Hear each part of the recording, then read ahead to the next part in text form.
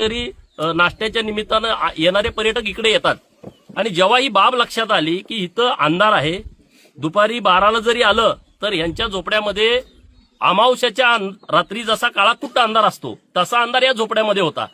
आणि मग आम्ही सांगितलं, यांना शब्द दिला, आम्ही काहीतरी लाईटची व्यवस्था करतो।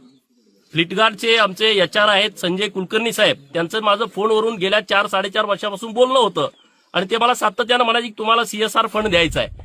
मी त्यांना हीच विनंती केली की योग्य काम आलं तर मी तुम्हाला सुचवतो, नाही उगाच तुमचा सीएसआर फंड येतोय म्हणून मी कुठेतरी जाऊन रस्ता करणं गटारी करणं असलं काही बरोबर नाही। आणि मग इथून मी गेल्याच्या नंतर मी तात्काळ कुलकर्णी साहेबांना फोनवरून बोललो की मला आता तुमच्या सीएसआर फंडची गरज आहे आणि रायगडावरती छत्रपती शिवाजी महाराजांचे मावळे अंधारामध्ये आहेत। त्यांनी क्षणाचाही विलंब न लावता त्यांनी मला तात्काळ मान्यता दिली। आमचे विक्रम गोडके पंढरपूरचे आहेत, मस्के सर, त्यांना बोललो की असं कुलकर्णी साहेबांना भेटा आणि आपल्याला हे काम करायचं आहे। लक्ष्मी पूजनाच्या दिवशी आम्ही इथं सर्व झोपड्यांमध्ये लाईटची व्यवस्था केलेली आहे, त्या दिवशी इथं लाईट चालू केलेली आहे।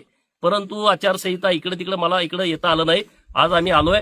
आम्हाला या बाबीचा खूप आनंद आहे की आम्ही छोटं काहीतरी काम रायगडावरती छत्रपती शिवाजी महाराजांच्या सेवकांसाठी करू शकलो।